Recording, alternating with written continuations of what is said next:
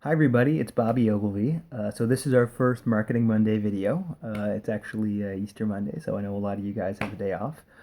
So hopefully that means you got a little bit more free time so that you can think about marketing and tech startups and all kinds of cool stuff.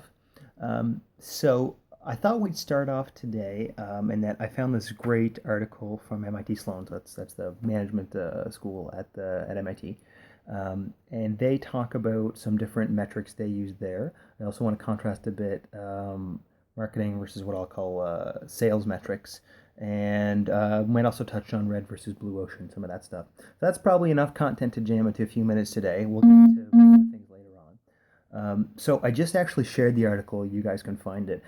One thing I really, and in a nutshell, what it's saying is that there are, hey, so you've probably heard this notion of market share. So what does that mean? You think of overall, a certain market has a size, and you as a company have a certain size. If you think of it like a pie graph, right? You have a certain slice of that, right? You have a certain share of that market, and is that the best way to be thinking about this, right? And it actually has a great kind of decision-making tree saying, oh, is this what you want to get out of it? Because if so, you should use this. And is this what you want to get out of it? Because if so, you should use this other thing instead.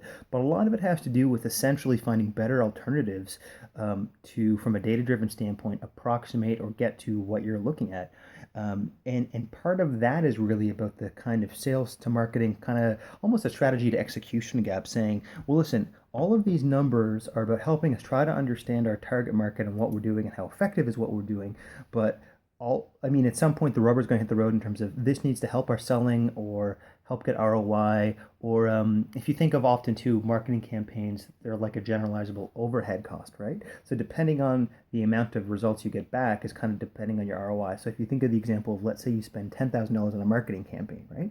So if you think about the marginal cost of that, if you get 5 clients versus if you get 50 versus 500 clients, changes drastically, right? You ran the same campaign, but for the 5 client one, you spent 2,000 per client to acquire them. Whereas if you got 500 clients in, well, you spent a lot less, right? You spend what, $20 per client, and so you can see in that sense how ROI, or you could even think of it as kind of marginal cost per person, becomes important when you're trying to kind of do a kind of activity-based costing to say, well, listen, how should we look at this marketing overhead?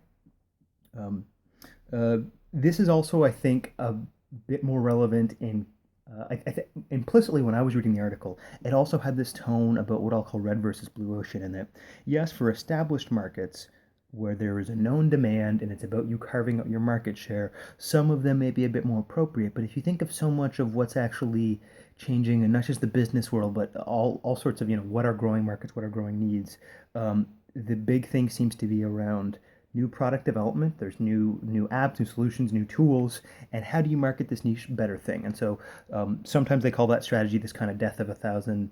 Sorry, so imagine this: you're a large enterprise client, you're big and you have lots of volume in what you're doing, and you're trying to maintain market share, but you also sell lots of different products and services in different places, right? So from the small end growing, um, how do people defeat you, right?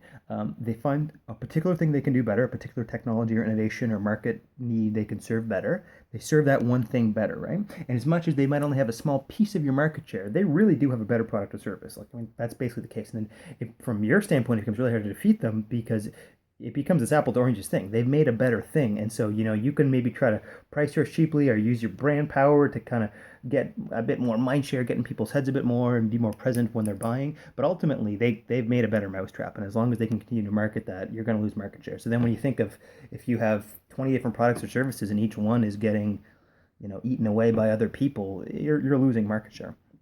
And that's, I mean, the modern way we'd approach this in terms of product development and differentiation. Whereas this, I think, was coming at it from classic standpoints, that if you think, the classic way of doing things, the notions of market size and market share may have been okay, if you were selling a product on a known market, but that's really not how you're going to be successful in business these days, right? If someone came to me tomorrow and say, hey, Bobby, I want to make a new dish detergent or a new car, just like every other dish detergent or car, but but branded differently, I'd be like, you're an idiot and don't waste your time and money.